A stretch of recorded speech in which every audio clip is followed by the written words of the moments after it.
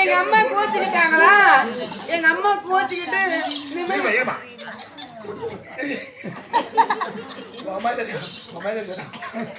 எங்க அப்பா கண்ட இடத்தெல்லாம் வாய் வச்சு நக்குறாருன்னு சொல்லிட்டு எங்க அம்மா ஓடிட்டாங்க.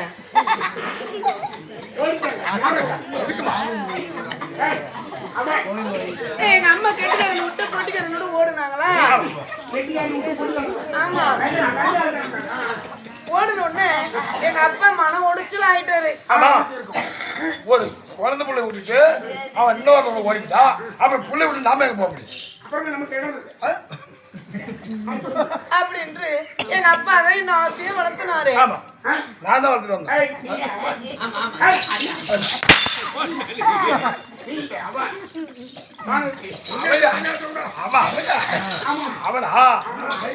அப்படி வளர்த்துன உடனே நான் ஒரு நாள் நான் அது ஆயிட்டேன்னா சொல்லக்கூடாது. அப்படி ஆன உடனே எங்க அப்பா பார்த்தாரு, பொண்ணு பருவ பெண்ணு ஆகிட்டா, கொஞ்ச நாள் வீடு அழைச்சி விட்டுட்டு அவளுக்கு சடங்கு செஞ்சுட்டு அம்மாவுக்கு போய் வேண்டுதலை நிறைவேற்றிட்டு வருவாங்க. அப்பாவும் நானும் காரணமா நடந்து வந்தோமா, வந்த உடனே ஒரு வெறி பிடிச்ச நாய் என்ன கடிக்கு துருத்திக்கிட்டே வந்துச்சு.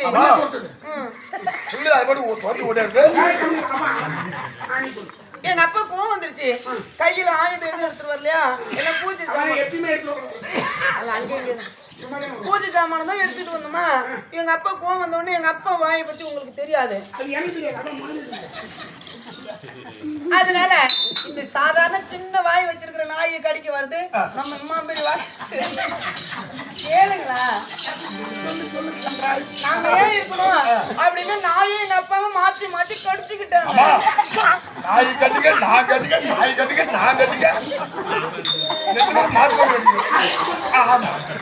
கடிச்ச உடனே எங்க அப்பாவுக்கு கோவம் அதிகமாயிடுச்சு. நாயோட பின்னாடி பிடிச்சு கடிச்சாரு.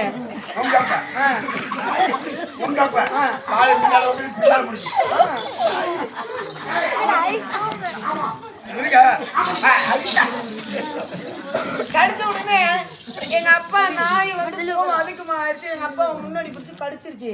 மூஞ்செல்லாம் இடக்கு முழுக்க ஆகி போச்சு. நாய் கடிச்சு. அப்புறம் எங்க அப்பாவும் செத்து போயிட்டாரு. எங்க அப்பாவும் கிடையாது, அம்மாவும் கிடையாது.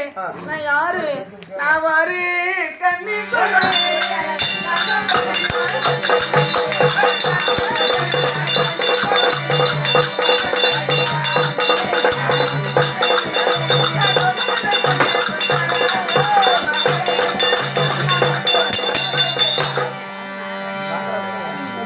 எனக்கு அப்பா கிடையாது, அம்மா கிடையாது.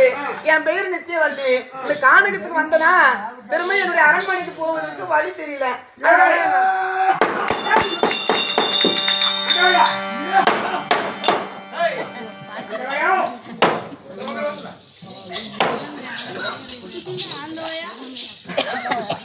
ஈஸ்வரன் வந்தாலும் உள்ள வர்றேன், கிருஷ்ணன் வந்தாலும் உள்ள வர்றேன். உள்ளே போனாலும்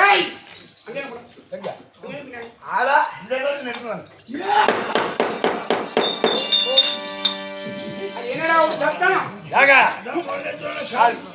இப்பதாங்க குட்டி போட்டுது. குட்டி போட்டு மேலே போச்சு. பின்னால சிங்கம் வந்தது. இந்த குட்டி தூக்கி போடுது. அதனால எனக்கு அப்பா கிடையாது, அம்மா கிடையாது. நான் ஒரு அனாதை பொண்ணு, கன்னி பொண்ணு. யாருமே இல்ல. யாருமே இல்ல. சரி, ரொம்ப நல்லது. அதனால